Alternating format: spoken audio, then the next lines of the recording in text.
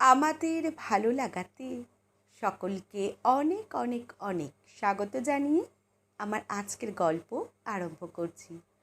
তার আগে একটু বলে নিই, হঠাৎ করে ঋতু পরিবর্তনের জন্য ঠান্ডা লেগে গিয়ে গলার অবস্থা ভীষণ খারাপ। কিন্তু আমার কাজটা তো বন্ধ করে দিলে চলবে না, তাই আমি যতটা সম্ভব গলার ভয়েস দেওয়ার চেষ্টা করেছি। নিজ গুণে ক্ষমা করে দিয়ে পাশে থাকবেন আর আমাদের ভালো লাগাকে ভালোবাসা দিতে থাকবেন। ধন্যবাদ। আজকের গল্প রং বদল। গল্পটি তাহলে শুরু করি। মাইকে দেবব্রত চক্রবর্তীর নামটা বারবার অ্যানাউন্সমেন্ট শুনেই রাধিকা ভুরু কুঁচকালো। সে শুনেছে এখন সে বড় নেতা হয়েছে, যদিও আগের দলে আর সে নয়। দলবদল করতে করতে অবশেষে নিজের লক্ষ্যতে পৌঁছেছে। আগামীকাল নাকি সে আসবে তাদের পাড়ার কমিউনিটি হলের দ্বারা নিয়োজিত অনুষ্ঠানে। মাধ্যমিক উচ্চ মাধ্যমিকে স্টার পাওয়ার কৃতী ছাত্রছাত্রীদের তার হাত থেকে অভিনন্দন দেওয়া হবে। কলকাতায় পড়তে গিয়ে কলেজ লাইফ থেকে 2 বছরের সিনিয়র দেবব্রত দৃঢ়তার সঙ্গে বলিষ্ঠ আদর্শের বক্তৃতা শুনে ঘায়েল হয়েছিল রাধিকা। রাধিকার মেধা, সেই সঙ্গে শ্যামলা মিষ্টি মুখশ্রী আর বড় বড় মায়া মাখানো চোখ দেখে টলে গিয়েছিল দেবব্রত। কিন্তু 2-3 বছর পরে দেবব্রতর কথায় আর আচার আচরণে রাধিকা বুঝতে পারে দেবব্রতর বাইরেরটা দৃঢ়তার আবরণে ঢাকা থাকলেও ভিতরে ভিতরে সে সুবিধাবাদী ছাড়া আর কিছুই নয়। ধীরে ধীরে রাধিকা দেখেছে দেবব্রতর আদর্শর ভরাডুবি। রাধিকাকেও নিজের দলবদলের তালিকায় নাম লেখাতে বলেছিল। রাধিকা সক্রিয় রাজনীতি না করলেও দেবব্রতর কথা মেনে নিতে পারেনি কিছুতেই। অতএব রাধিকার সুশ্রী মুখশ্রী দেবব্রতকে ক্ষণিকের মোহে আটকে রাখতে পারলেও একটা সময় পরে সেও বুঝে যায় পার্টির কাজ আর নিজের পরিবারের একদম উপযুক্ত নয় রাধিকা। কিন্তু ততদিনে তাদের সম্পর্ক অনেক দূর গড়িয়েছিল। একদিন ঝড় বৃষ্টির রাতে হঠাৎ করে সব কিছু বদলে গিয়েছিল রাধিকার। দেবব্রতর নিশ্চয়ই কিছুই হয়নি, কারণ সে তো বদলাতেই অভ্যস্ত ছিল। রাধিকা একটা দীর্ঘশ্বাস ফেলল। এমন সময় ছেলে এসে রাধিকাকে পিছন থেকে জড়িয়ে ধরে বলল, মা, আজ বিকেলে কিন্তু আমার সাথে তোমাকে প্রাইজ আনতে যেতেই হবে। নিজেকে সবার সামনে প্রকাশ করার অনিচ্ছুক রাধিকা মাথা 2 দিকে নাড়িয়ে বলেছিল, আবার আমি কেন? বাবা যাবেক্ষণ তোমার সাথে। সদ্য স্নান করে আসা অখিলেশ একগাল হেসে বলল, আমি তো যাবই, বিকেলে আর দোকান খুলছি না আমি। আমার ছেলের এত বড় আনন্দের দিনে আবার দোকান কি? রাধিকা কয়েক পলক অখিলেশের দিকে তাকালো। মাঝে মাঝে অবাক হয়ে যায় সে। এই পড়াশোনা না জানা গেঁয়ো মানুষটিকে ভালো না বেশে থাকা যায় না। অখিলেশ গামছা দিয়ে পিঠের জল মুছতে মুছতে বলল, শোনো, আচার না করো না। বরাবর ছেলের রেজাল্ট তুমি আনতে যাও না স্কুলে, কিন্তু আজ উচ্চ মাধ্যমিকে ছেলের এত বড় র্যাঙ্ক, তারপর ওর অত বড় নেতার হাত থেকে গ্রামের সবার সামনে প্রাইজ নেওয়া, ভাবতেই আমার গর্বে বুকটা এত বড় হয়ে যাচ্ছে। তাছাড়া বাবুও বড্ড খুশি হবে কিন্তু তুমি গেলে। দিনরাত উদয়স্ত ছেলের পিছনে খেটে তুমি ছেলেটাকে এই জায়গায় পৌঁছে দিয়েছ, আর তুমি যাবে না? রাধিকা অখিলেশের এইভাবে বোঝানো দেখে এবারে হালকা হেসে বলল, আচ্ছা বাবা, আর অত বলতে হবে না, যেন আমি একা খেটেছি। ঠিক আছে, আমি যাব, তবে হ্যাঁ, আমি কিন্তু একদম পিছনে বসে থাকব, এই বলে দিচ্ছি। ছেলে একগাল হেসে গামছা নিয়ে কলঘরের দিকে স্নান করতে যেতে যেতে বলল, আমি জানতাম বাবা সব সময় আমার দলে, মাকে ঠিক রাজি করাবেই। অখিলেশ একগাল হেসে আস্তে আস্তে বলল, তোর মা যে মোটেই তার দলে আমাকে হতে দেয় না, সব সময় দূর দূর করে। রাধিকা চোখ পাকালো। ছেলের সামনে বড় হচ্ছে ছেলেটা, একটুও যদি বুদ্ধি থাকে লোকটার। দুপুরে খাওয়ার পরে অখিলেশ বাইরের চৌকিতে একটু আয়েশ করে শুলো রোজগারের মতো। রাধিকা ঘরের যাবতীয় কাজ সারতে সারতে অখিলেশের দিকে অনেকবার তাকিয়ে দেখল। না, লোকটার মধ্যে কোনো অনুশোচনা নেই। সংসার খরচ আর ছেলের পড়াশোনার খরচ জোটাতে দোকানে উদয় অস্ত খেটে শেষে ছেলের এই রেজাল্টে চোখে মুখে ছেলের জন্য গর্বের সুখ ঝরে পড়ছে যেন। রাধিকা নিজেও বাড়িতে টিউশনি করে, কিছুটা সংসার খরচ কমানোর চেষ্টা করে। দুজনের এই গরিব সংসারে সুখ উছলে পড়ে সবসময়। কিন্তু আজ তবুও বারবার বড্ড অতীতে চলে যাচ্ছে তার মন। এইভাবে অতীত আবার তার সামনে আসবে সে স্বপ্নেও ভাবেনি কখনো। সব কাজ সেরে আনমনে আয়নার সামনে বসল রাধিকা। আয়নায় নিজেকে দেখল অনেক দিন পরে। সামনে চুলে রূপালি রঙের ছোঁয়া, আর ভারী কালো ফ্রেমের চশমা ছাড়া আর বিশেষ কিছু পরিবর্তন হয়নি তার। দেবব্রত তাকে ছেড়ে চলে যাবার পরে তার সাথে অনেকবার দেখা করতে চেয়েছে রাধিকা। তার আসার সম্ভাব্য জায়গাগুলোতে ঘন্টার পর ঘন্টা দাঁড়িয়ে থেকেছে সে। অন্যদের দিয়ে ডেকে পাঠিয়েছে, কিন্তু দেবব্রত তার সাথে দেখা করতে চায়নি। ততদিনে রাধিকার কানে এসেছে শিল্পার সাথে দেবব্রতর অন্তরঙ্গের গল্প।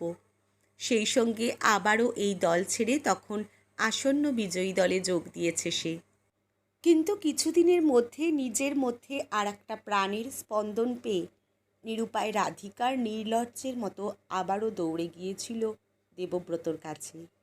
সব শুনে তাচ্ছিল্যের হাসি হেসে এ কার সন্তান, এই জিজ্ঞাসার চিহ্ন বজায় রেখে বেশ কিছু টাকা দিয়ে সম্পর্কের সমস্ত দায়িত্বর দফা করতে চেয়েছিল দেবব্রত সেদিন। বিস্ময়ে স্তম্ভিত হয়ে গিয়েছিল রাধিকা, কিছু বলতে পারেনি। শুধু বড় বড় চোখ দুটোতে জল ভরে গিয়েছিল ভীষণ অপমানে। টাকাটা ছুঁড়ে ফেলে দিয়ে বেরিয়ে এসেছিল সেখান থেকে। দল বদলের সাথে সাথে মন বদলে পারদর্শী দেবব্রতর প্রতি প্রচণ্ড রাগ হতাশা নিয়ে নিজের গ্রামে ফিরে আসে সে। 2 মাসের অন্তঃসত্ত্বা রাধিকা শোকে চিন্তায় একদম গুম হয়ে গিয়েছিল। এমএসসি সে আর কমপ্লিট করার অবস্থায় ছিল না তখন, তাই আর ফিরে যায়নি কলকাতায়। প্রতারিত রাধিকা 2 বার সুইসাইডও করতে গিয়েছিল। অবশেষে তার দাদার পাশের পাড়ার বন্ধু মুদি দোকানদারের ছেলে কোনো রকমে 8 পাস অখিলেশ, যাকে মেধাবী রাধিকা কোনো দিন নিজের সমকক্ষই ভাবেনি, সেই অখিলেশ সব শুনে তাকে বিয়ে করতে চায় তাদের মান সম্মান আর 2টো প্রাণকে বাঁচাবার তাগিদে। তাদের পরিবার স্বস্তির নিঃশ্বাস ফেলে। মানসিক দিক থেকে সম্পূর্ণ বিধ্বস্ত রাধিকা প্রথমে স্বাভাবিকভাবে মেনে নিতে পারেনি এই সম্পর্ক, কিন্তু পরিস্থিতির চাপে রাজি হয় সেও। তবে শর্ত ছিল বাচ্চার বাবার নাম কোনো দিন যেন তার কাছে জানতে চাওয়া না হয়, সেই সঙ্গে তার সংস্পর্শে আসার চেষ্টা যেন না করে সেই শর্তে। রাধিকার দিকে ভ্যালভেলিয়ে তাকিয়ে মাথা নাড়লেও অখিলেশ এই শর্ত দুটো দীর্ঘ বছর অক্ষরে অক্ষরে পালন করে এসেছিল। কিন্তু এই 16 বছরে পুরানোকে ভুলে, অতীত ভুলে অখিলেশকে যে কখন রাধিকা নিজেই ভালোবেসে ফেলেছিল জানে না সে। অখিলেশ কোনো দিন আর নিজের বাচ্চা চায়নি। রাধিকাকে ভালোবেসে ভুলিয়ে দিয়েছিল সব, বুঝিয়ে দিয়েছিল শুধু একটা সুন্দর মন থাকলেই হ্যান্ডসাম সুন্দর না হলেও ভীষণভাবে ভালোবাসার মানুষ হওয়া যায়। তাই এখন তারা সুখী দম্পতি। ছেলে রাজর্ষি দিন দিন সুপুরুষ হয়ে উঠছে। রাধিকা দেখে অখিলেশ ঘুমন্ত ছেলের দিকে 2-1 দিন হাঁ করে তাকিয়ে থাকে। রাধিকা পাশে এসে তার কাঁধে মাথা রাখলেই বলে, আমাদের ছেলেটা দিন দিন কেমন সুন্দর হয়ে উঠছে দেখছো। রাধিকার চোখ জলে ভরে আসে তখন কৃতজ্ঞতা আর ভালোবাসায়। বিকেলের সভায় একদম পিছনের সিটে বসেছিল রাধিকা। অখিলেশের অনেক বলা সত্ত্বেও সামনের সারিতে যায়নি সে। পিছনে বসে মুখের রেখাগুলো শক্ত হয়েছে তার। গিরগিটির মতো রং বদল করা মানুষটার হাত থেকে প্রাইজ নেবে তার ছেলে। ইচ্ছে না থাকলেও উপায় নেই রাধিকার। ছেলে উচ্চ মাধ্যমিকে জেলার মধ্যে সর্বোচ্চ নাম্বার পেয়েছে। একে একে কৃতী ছাত্রছাত্রীকে ডেকে তাদেরকে সম্বর্ধনা দেওয়া হলো। তারপরেই অ্যানাউন্সমেন্ট হলো, আমাদের গ্রামের গর্ব রাজর্ষি ভট্টাচার্য ওরফে আমাদের সকলের প্রিয় রাজুকে স্টেজে আসার অনুরোধ করা হলো। হাততালিতে ফেটে পড়ল স্টেজ আর গ্রামের লোক। অখিলেশ উত্তেজিত হয়ে আনন্দে উঠে দাঁড়িয়ে পড়ল। রাধিকা পিছনের সারি থেকে তা দেখে হেসে ফেলল। ছেলেকে আশ্বস্ত করে অখিলেশ এবারে এসে দাঁড়ালো রাধিকার পাশে। ছেলে পিছন ফিরে মাকে খোঁজে। মাকে দেখতে পেয়ে এক গাল হেসে ধীরে ধীরে স্টেজে উঠল। এবারে রাধিকার দৃষ্টি নিবদ্ধ থাকল দেবব্রতর দিকে। ওই মুখের রেখা ধীরে ধীরে পরিবর্তন যে হচ্ছে সেটা পিছনের সারিতে বসেও লক্ষ্য করতে পারছিল রাধিকা। কেমন যেন আস্তে আস্তে বিস্ময়ে ভুরু কুঁচকে গেল দেবব্রতর। রাধিকা শুনেছে বিয়ে করলেও কোনো সন্তান নেই তার, তাই বুঝি বুভুক্ষুর মতো মুগ্ধ দৃষ্টিতে দেবব্রত অমনভাবে তাকিয়ে আছে রাজর্ষির দিকে। আসলে আজ থেকে 16 বছর আগের নিজের প্রতিচ্ছায়া যে সামনে স্পষ্ট দেখতে পাচ্ছে সে। সেই ঋজু শরীরের গঠন, এক মুখ, নাক, উচ্চতা, ধারালো চিবুক। শুধু এই ছেলের চোখে দৃপ্ততার কাছে রং বদলে অভ্যস্ত দেবব্রতর চোখ লজ্জায় কুঁচকে গেছে যেন। এখনকার তার মোটা তেলতেলে মুখ যেন ঝুলে গেছে তীব্র অনুশোচনায়। এবারে দেবব্রত বসার স্টেজের সামনে জায়গার দিকে তাকালো। চোখ তার প্রবলভাবে খুঁজে বেড়াচ্ছে কিছু, কিন্তু কি খুঁজছে? সেই মেয়েটাকে নাকি? নাকের পাটা ফুলতে লাগলো রাধিকার। একসময়ের ভীষণ ভালোবাসার মানুষটিকে মন বদলের পরে সব থেকে ঘৃণা করা যায় বুঝি? তীক্ষ্ণ দৃষ্টিতে তাকিয়ে দেখল রাধিকা। অনেককাল আগে রাধিকার মুখে শোনা গ্রামটার কথা মনে আছে কি তার? নইলে কেন রাজশ্রীর মুখ থেকে চোখ সরাতে পারছে না সে? ছেলের হাতে প্রাইজ আর সেই সঙ্গে 10,000 টাকার চেক দেবার পরেও দেবব্রত তার চোখে জরিপ করতে লাগলো রাজর্ষিকে। হঠাৎ সে জড়িয়ে ধরল রাজশ্রীকে বুকের মধ্যে। ঠিক এই সময় অখিলেশ কেন জানে না রাধিকার হাতটা চেপে ধরল। রাধিকা তাকিয়ে দেখল সদা হাস্যময় অখিলেশের চোখে জল, চোখে মুখে কেমন যেন সব হারিয়ে ফেলার ছায়া। রাধিকা অখিলেশের দিকে তাকিয়ে আশ্বস্ত করল স্বামীকে।